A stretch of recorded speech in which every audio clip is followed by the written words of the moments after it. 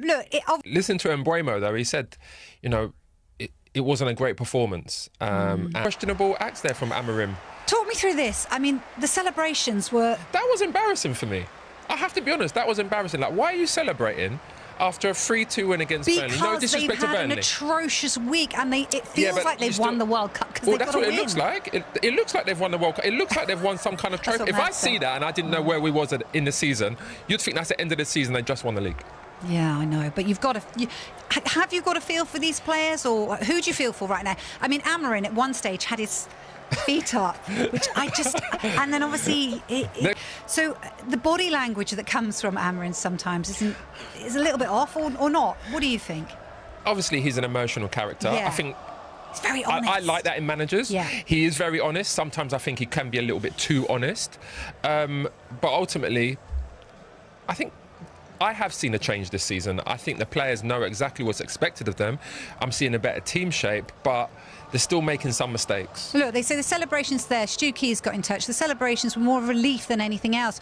Should have been out of sight at half-time, but for their keeper. Yeah, exactly. And that's exactly it. I mean, they've won the game, but they didn't put in a great performance, and they've won at the end of the day, and that's what the celebrations are for.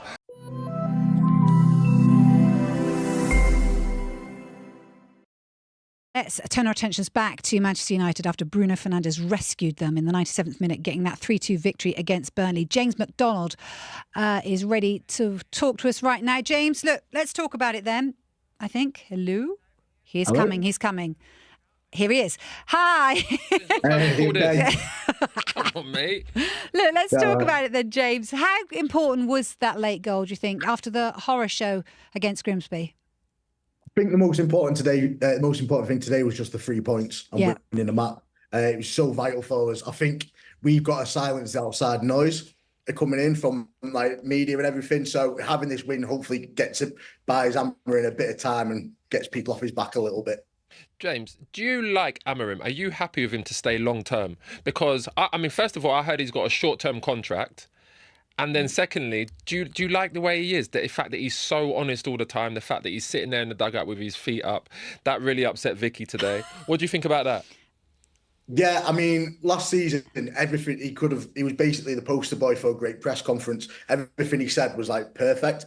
This season, there seems to be a few cracks. I don't know if that's because the pressure's getting to him or anything, but like the Grimsby being in the dugout with his head in his hands wasn't a great look for optics. Group chats up and down the country going mental, taking the mick out of him. So I don't know. Hopefully he gets a bit more composed once he just rides this wave. Sorry. No, I was going to say, you want to give him time, right? Yeah, I'd say give him time. I think the thing is about 3 weeks ago. That's what I want to know. Well, that's the question, isn't it? $1 million That's question. the most difficult question. How much time? That's it. I think the thing is we've got to be realistic of where we're at as a club and what our failings have been in the last couple of years. Is always sacking managers. I think this point is, I like what he's doing. I like what he's saying. The last couple of weeks, a few things that he said that haven't kind of sat well with me, but I do like where the club's heading under him. I think he needs a couple more transfer windows, but the problem is he going to get them transfer windows? You've seen this week with Grimsby and Fulham, the pressure on Man United is insane. So that's it, whether he can handle that pressure and just kind of roll along with it. Yeah, just one last question. Slightly unconvincing performance again by the keeper, Bayindir. What do you need to do? Do you need to get a goalkeeper over the line before Monday? Donnarumma? Yeah, Donnarumma, Lemons, a mop bucket at this point would do a good job. I think. Wow. I'll be honest. Yeah, maybe that's a bit too harsh, but I think, we've used to be, traditionally, we've always had two solid keepers at United. Like, always have. At the moment, it feels like we've got half a keeper between the three of them. Would you say two number twos? Yeah, so we always had a solid number two behind people like Peter Schmeichel, behind De Gea. We always had good options off the bench. At the moment, it doesn't feel like we've even got one good option. We've got half a keeper. So I think that's something that needs to be looked at. Half a keeper, I like that. That's harsh, James. James, thank you so much for joining us tonight. Enjoy your evening. No worries, thanks for having me. Bruno Fernandes rescues all 3 points for Manchester United against Burnley with that 97th minute penalty it was. And Dan Calm was there at Old Trafford for us. Good to see you, Dan. Like I say, you've been 360 on this story all week. You were at Grimsby. You've watched it all unfold, haven't you? We just heard from Amorim as well earlier on in the show. How important was that winner, do you think?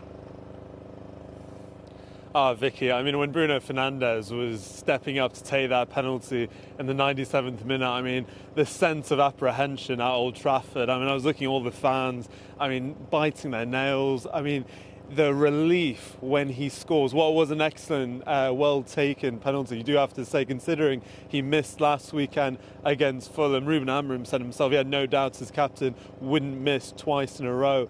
But the explosion of relief in the stadium was just incredible when you consider what a rough week it has been for Manchester United, for Ruben Amorim and the players alike. I think what we learned from the game, Vicky, is really with this United side, I think you have to just stop talking a little bit about tactics and the system Amorim is playing.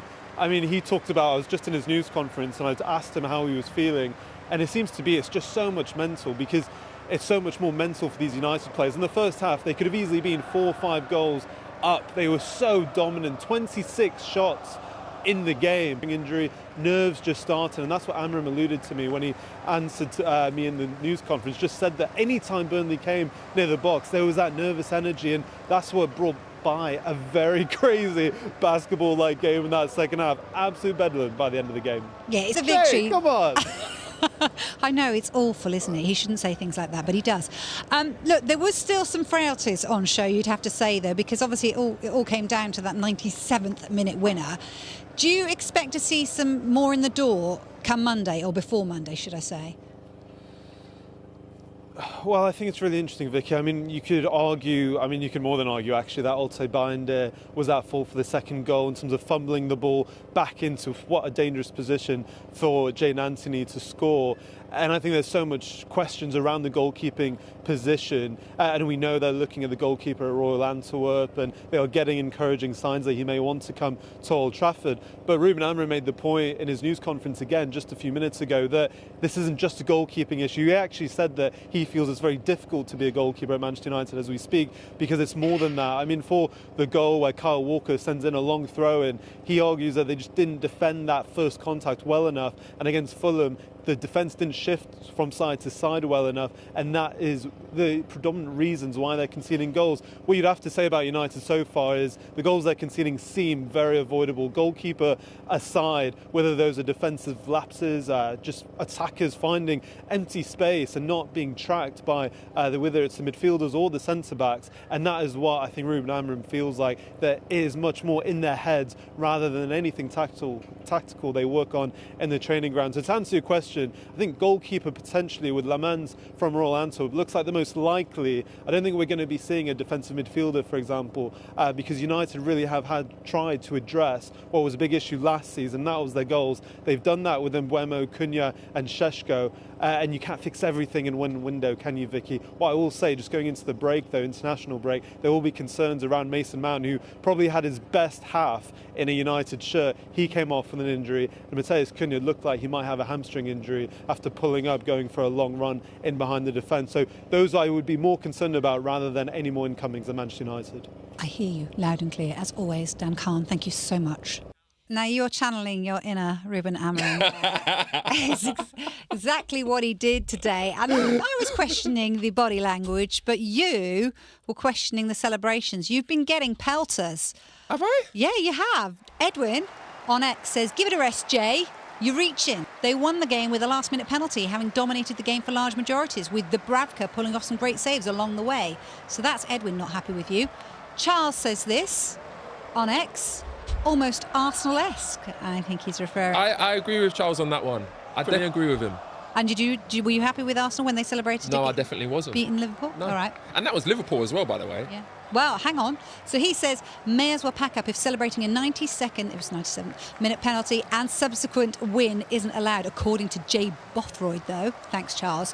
But we've got another one. Ross on X, celebrating a last-minute winner is a crime now. Ooh, I love this.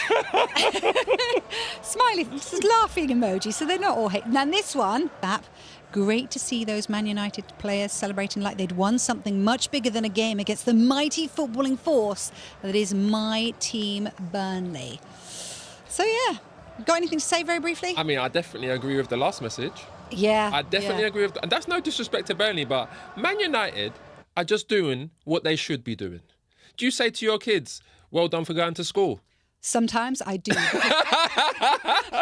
As Elliot encourage me on that every day. But I mean, listen, it was a very good performance, as in, I mean, definitely from the Grimsby game.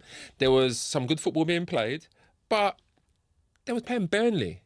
Look, they've had an Burnley at awful home. week, It's like, Jay. They have an awful week. They've got their happy. manager saying that You're sometimes right. he hates his players and he wants to leave. He wants to quit. I mean, Hannah Nichols, I would hate my players after them celebrations. He's just doing what they should be doing. Okay, it's okay to be happy, but Hannah. Hannah, come on. I just need to hear from you. Come on, man. Come on. You liked what you saw today. You were celebrating. You were Tell doing the truth. cartwheels, weren't you? Exactly. I was there. I was at the game. I was super interested, to be at Old Trafford today. I'll be honest. After Wednesday, I almost gave my ticket away. Do you think the players over celebrated? I don't think they did. I think it was one of those games where it was tense. My head was in my hands for half the game, I'll be honest. But after an awful week, it's kind of what the tweets were saying that you were reading up before. After an awful week, I think we're allowed to celebrate the win. By hook or by crook, we needed those 3 points today. And it wasn't pretty. It's never pretty with this team. And I'm not saying it's good. I'm not saying it's bad. But we needed those 3 points. And we're ninth. This is progress. Oh, it's definitely We're progress. at the start of the day. Hannah, let me just say though, I'm not saying don't celebrate. You can be happy with a win. I'm saying it's fine to be happy with a win. But celebrating like you've won a trophy is different, especially when it's against relief. Burnley. Don't you ever think, oh yes, and you run around the living room when something You can have relief. You can have relief. I mean, relief is one thing, but it's the third game of the season, and Bromo was saying we're in a difficult moment after three games. Well, they are in a difficult moment. They've been in a difficult moment for a while. Hannah, come in. What do you think? I think, first of all, passion is important. Don't forget that. But also, like I say, for us, after 2 games, we were on 1 point. We obviously had that great performance against Arsenal, which gave us some hope. Then obviously we dropped points versus Fulham. That felt like a loss. That was a kick in the stomach. That's a tough game though, still, Fulham. It was respect to Fulham. They made us work for it, and obviously they got that deserved equaliser. But the thing today that gave me that kind of the hope, that chink of hope, was that we look threatening on the attack. This is the thing that's frustrating as a fan. With them attacking players, you should, Hannah. I'm sorry. Them attacking players are very... And the reason why I said this, by the way, sorry, Hannah, to interrupt you. The reason why I'm saying this, because I actually think Man United are a very good side. I think Man United will finish in the top 8 this year, especially like if they put performances like against Arsenal, like they can do, pretty more consistently over the course of a season. I don't know why I'm getting the hate, Vicky. Well, I don't know why I'm getting the hate. Well, it's because you're not sticking up for them when they're celebrating. And the bottom line is, like Harry Maguire has always said, like Manchester United players come under much more scrutiny than any other player. Do you agree, Hannah? They do, and do you know what? I can understand. We deserved to be bantered after Wednesday. I can understand that. If I was a rival fan, I would be doing the exact same thing. But as a United fan, it's absolutely soul destroying. So if they can go out there 3 days later and get 3 points, no matter how they do it, I'll be buzzing with that. I will be buzzing with that. Hannah, next game, does Sesko start or do you go with Xerxes? Because both played well when they came on. What are you thinking? I think Sesko needs to get a start. I think, obviously, he started on Wednesday, but he needs to start in the Premier League. I want to see him start. I want to see him kind of get those chances, because the slightly worrying thing, if I'm going to be a little bit negative, is it's kind of the similar problems where, because our midfield gets ran through, we can't get that ball up to our attacking players and our striker, and that's where we suffer. So I hope that they do make that adaptation to start feeding Sesko, because I know Højlund had his issues, but that was an issue with Højlund for a while as well. They just weren't passing to him. Hannah, I actually think now, I mean, hopefully it's not too bad and he is fit for the next game, but Mason Mount obviously came off injured, and you've got Cunha that came off injured as well. Maybe now Bruno Fernandes will go into that 10 position, because in my opinion, he's still one of the best number 10s in the world. His reactions sometimes are questionable and in moaning and whatnot, but ultimately his football ability is one of the best in the world still in his position. Absolutely. And again, like a lot of the fans, I know it's kind of divided at the minute after Wednesday, but I'd certainly back Amorim, but it has been frustrating to see, key players played out of position. So when Bruno is in the 10 today and Cobby came on, it looks a lot better. And that's what the fans want to see. We want to see these players be played in their actual position, because we've had managers in the past, and the manager at the moment kind of thinks, I'm going to experiment a little bit. It's like, no, stick to what they're good at. That is what we want. Are you convinced then that Amorim's the man for the job? Are you going to give him a long-term deal now? No, I question that. It's so 50-50. I personally think he deserves more time. I think after 10 games, let's look at it. Give him after the international break. Wednesday was, it could have been at a certain time a sackable offence, but I think where we're up to as a club, it's unfortunately how it is now. We need to give them more time, because the other option is rinse and repeat and do the exact same thing all over again. The only thing in regards to if Ruben does go, which gives me a little bit more hope than previous years with previous managers, is that the players that they've signed can kind of suit various systems. They're not, honed in on one system. Like, for example, a lot of Erik ten Hag's players we can see now that are still, they're still struggling because they're playing in a different system and they're just not suited to it. I think some of the issues do come from some of Ten Hag's signings. So I do think he needs more time, I do. And I know some fans disagree, and I'm not going to tell other fans that they can't think that he should go, because each to their own, but I think we need to avoid rinse and repeat, because what else do we do? Yeah, I agree with that, although Jose Mourinho and Ole Gunnar Solskjaer are both out of jobs this week. Anyway, that's another story. Another goalkeeping mistake today, Bayindir with the mistake. Where do you sit on this debate? What's your positivity about him? Do you know what? At this point, with the most respect, anyone is better than Onana. I was going to say the same thing. I can put gloves on. I've got better feet than them. I can tell you right now. Sign me up. Get in there. Anyone's better than Onana. I definitely got better feet. What I like about Bayindir is he's got that good distribution. Today, absolutely, for that second goal, absolute howler. I was literally in the stadium, like my toes were curling. I was like, how can this be happening again? And hopefully, this kind of, especially after Wednesday, Amarim's Onana's performance, and then today we do get that goalkeeper before the transfer deadline, because that is really important. We can't be going into the season with these two, respectfully. Hannah, just quickly, yes or no, are you happy Garnacho's left? Yes, I think it was the right thing for everyone. Okay, brilliant, Hannah. Lovely to see you. Thank you for joining us again. Thank you. Jay, as an ex-footballer, how would you react to Amarim's comments about nearly walking away? Yeah, I didn't like that. I have to say, I didn't like that. I want to hear positivity from my manager all the time. I mean, the best players, the best managers that we've ever come across, like Alex Ferguson's, Arsene Wenger's, Mourinho's, when you hear the Chelsea players speak about them, there's only one thing in common, and it's that there was always positive. He always put his arm around players. What, you think the hairdryer treatment from Sir Alex Ferguson was positive back in the day? That was one occasion we got... One occasion? That was one occasion. I think if Sir Alex was here right now, I think he said, I gave him the hairdryer. There's more positives from negatives. Sometimes you have to tell people how it is, Jay. Oh, no, you definitely do. But I mean, you can tell him behind closed doors. Tell him in public is another thing. Mm-hmm. I like his honesty. I think he is a character, but sometimes I think he has to just hold it down and focus on the next game. Yeah, I hear what you're saying, but we do like Amarim because we do like the fact that he is so honest. He's a new Mourinho, isn't he? Yeah, he is. Talking of which, again, like I say, he left Fenerbahce this week, didn't he? So too did Ole Gunnar Solskjaer. I'm not stirring the pot, but I'm just saying there are lots, and obviously, as well. yeah. Anyway.